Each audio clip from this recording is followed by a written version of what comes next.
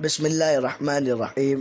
میرے محترم دوستو بزرگوں، جیسا کہ رمضان المبارک کے متعلق مسائل کا سلسلہ چل رہا ہے، تو آج ہم آپ کی خدمت میں سحری کی فضیلت اور سحری کے متعلق جو مسائل ہیں وہ ہم آپ کی خدمت میں پیش کریں گے۔ تو سب سے پہلے سحری کی فضیلت حدیث کے اندر کیا ہے، اس فضیلت کا جاننا ہمارے لیے ضروری ہے۔ تو روزہ رکھنے کے لیے سحری یعنی رات کے آخر حصے میں کھانا پینا سنت ہے، اور حدیث میں اس عمل کو برکت کا باعث قرار دیا گیا، اس لیے سحری کا خاص اہتمام کرنا چاہیے۔ اب سحری کے لیے اذان دینا، یعنی سحری کرنے کے لیے لوگوں کو جگانے کے لیے اذان دینا کیسا ہے؟ تو رمضان المبارک کے مہینے میں لوگوں کو جگانے اور سحری کھانے کے لیے صبح صادق سے پہلے اذان دینا درست نہیں ہے۔ اب ہمارے یہاں ہمارے علاقوں میں عموماً جو ہے مسجدوں میں سحری کے واسطے جو ہے اٹھانے کا اعلان کیا جاتا ہے، تو اس اعلان کا کرنا شریعت میں اس کا کیا حکم ہے، تو اس کا بھی جاننا ہمارے لیے ضروری ہے کہ رمضان المبارک میں خالص مسلمانوں کے محلوں میں سحری کے وقت سحری کے لیے ایک آواز دے کر بیدار کرنے میں یعنی جگانے میں گنجائش دی ہے۔ بار بار اعلان کرنے میں ذکر و تلاوت اور نماز و عبادت میں خلل ہوتا ہے کہ بعض لوگ جو ہے جلدی سحری کر کے جو ہے تلاوت میں، عبادت میں اور دعاؤں میں مشغول ہوتے ہیں، تو بار بار اعلان کرنے کی وجہ سے ظاہر سی بات ہے ان کی عبادتوں میں جو خلل واقع ہوگا، اس لیے جو ایک مرتبہ اعلان کرے، اور بار بار اعلان کرنا ممنوع ہے، اس سے منع کیا گیا ہے۔ اور غیر مسلم اکثریت والے محلے اور مخلوط محلوں میں، یعنی جہاں پر ایمان والے اور غیر ایمان والے ساتھ میں رہتے ہو، تو ایسے علاقوں میں اعلان کرنے میں اگر ہم اعلان کریں گے تو ہمارے جو غیر ایمان والے بھائی ہیں ان کی نیند میں جو ہے خلل پڑے گا، تو ایک مرتبہ بھی جو ہے ناجائز ہوگا، ایک مرتبہ بھی جو ہے ناجائز ہوگا۔ البتہ بجائے مائک وغیرہ میں عام اعلان کرنے کے خصوصی طور پر یعنی خاص طور پر کسی کو اس طرح بیدار کرنے میں کوئی مذائقہ نہیں جس سے غیروں کو تکلیف نہ ہو۔ اب ظاہر سی بات ہے، حدیث کے اندر ہے، جناب رسول اللہ صلی اللہ علیہ وسلم نے فرمایا کہ بھائی کسی کو تکلیف دینا جو ہے وہ حرام ہے، چاہے وہ ایمان والا ہو یا غیر ایمان والا ہو، ہماری ذات سے ہم کسی کو تکلیف نہ پہنچائیں، تو اس چیز سے ہمارے لیے بچنا بہت ضروری ہے۔ اب آگے ایک مسئلہ یہ ہے کہ آج کے زمانے میں، آج کے دور میں یہ بھی ایک چیز رمضان مبارک کے مہینے میں شروع ہو چکی ہے کہ رات میں جگانے کے لیے یعنی سحری کے وقت جگانے کے لیے عموماً لوگ جو ہے قوالی اور نعت خوانی اور فلمی گانے کے ذریعے لوگوں کو بیدار کرتے ہیں، تو اس کا شریعت میں کیا حکم ہے؟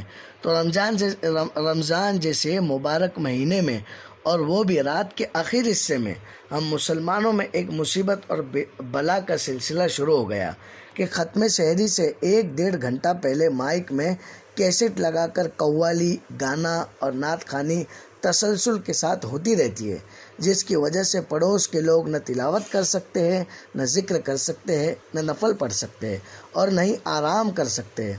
اس طرح ایذا رسانی یعنی تکلیف پہنچانا حرام اور گناہ ہے، اور ایسے ناجائز اور معصیت کے کام کو عبادت سمجھنا نہایت خطرناک گناہ ہے۔ البتہ صرف ایک آدھ دفعہ سحری کا اعلان کرنا جائز ہے، شروع میں ایک دفعہ اعلان کر دیا جائے اور پھر آخر میں ختم سحری سے پہلے اعلان کر دیا جائے، یہی کافی ہے اور کوئی ضرورت نہیں۔ ایک واقعہ کتابوں میں حضرت کعب رضی اللہ تعالیٰ عنہ کا لکھا ہے، بڑا تفصیلی واقعہ ہے۔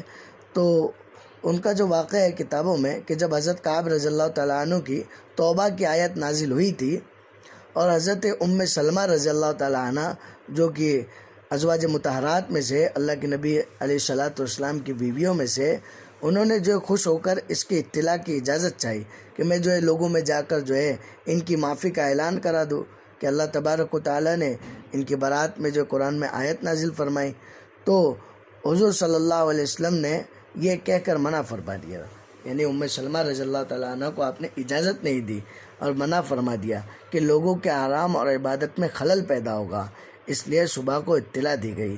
جب قرآن آیت کے اعلان کی بھی خلل کے اندیشے سے اجازت نہیں، تو رمضان جیسے مبارک مہینے میں قوالی اور نعت خوانی اور فلمی گانا تسلسل کے ساتھ کرنا قطعاً جائز نہ ہوگا، اس لیے ہمیں ان چیزوں سے بچنا چاہیے۔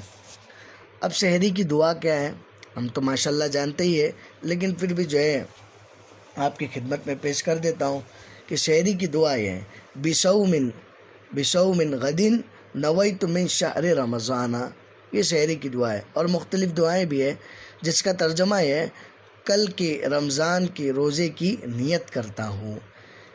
اب سحری کھانا تمام روزوں کے لیے سنت ہے، کہ سحری کھانا فرض، نفل اور واجب تمام روزوں کے لیے مستحب ہے،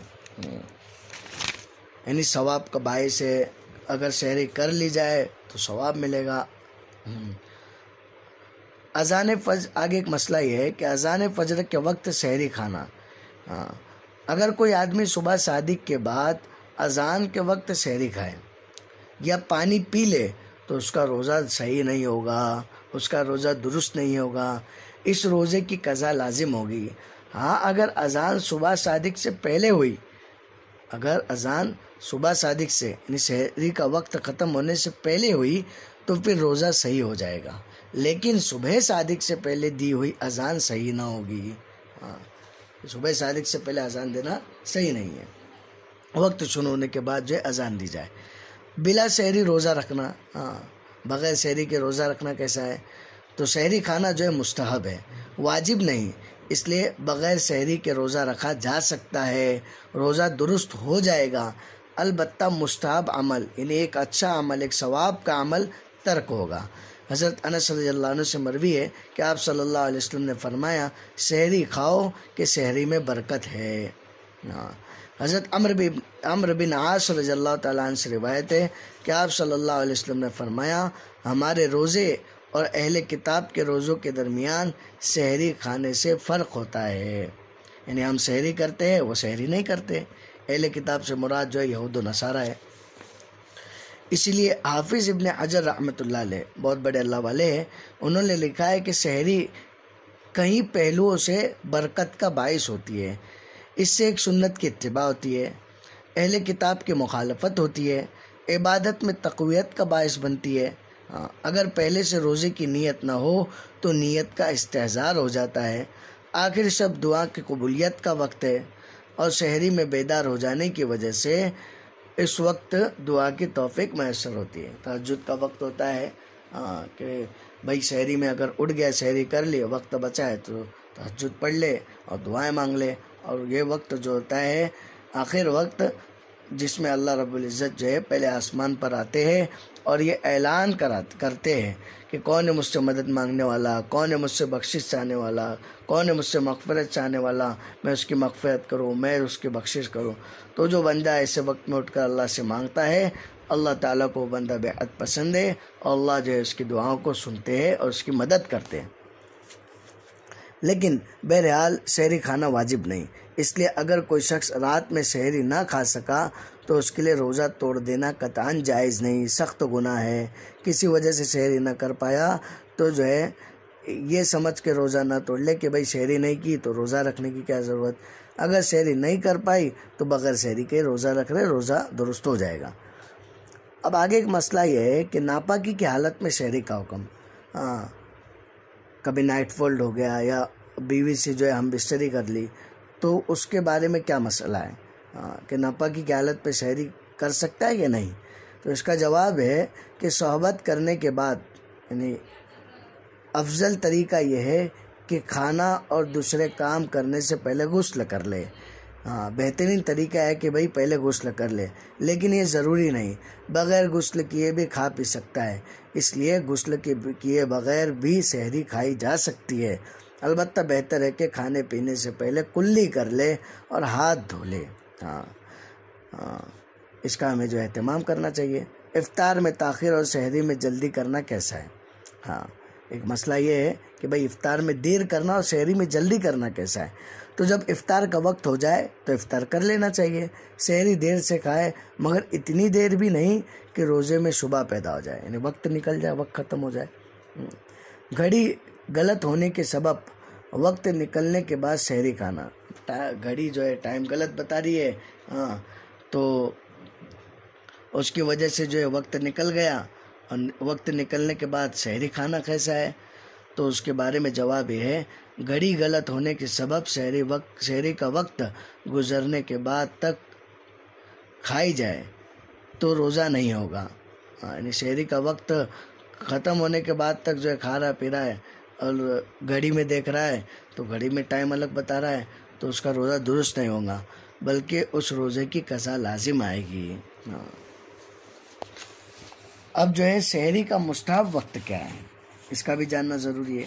پوری رات یعنی سورج غروب ہونے سے صبح صادق تک کے درمیانی وقت کو 6 برابر حصوں میں تقسیم کر کے آخر حصے میں سحر کھانا مستحب ہے. مثلا 12 گھنٹے کی اگر رات ہو تو آخر 2 گھنٹوں میں سحری کھانا مستحب ہے. تو یہ سحری کے متعلق جو ہے کچھ مسائل تھے. انشاءاللہ کل جو ہے روزے کے متعلق جو مسائل ہیں وہ ہم آپ کی خدمت میں پیش کریں گے. اللہ تبارک و تعالی ہمیں جو ہے رمضان المبارک کے روزوں کا اہتمام کرنے کی توفیق عطا فرمائے اور اس مہینے کی قدردانی کرنے کی توفیق عطا فرمائے اور اس مہینے میں زیادہ سے زیادہ عبادت تلاوت کرنے کی اور اپنے ذکر کا اہتمام کرنے کی توفیق عطا فرمائے. السلام علیکم ورحمۃ اللہ وبرکاتہ.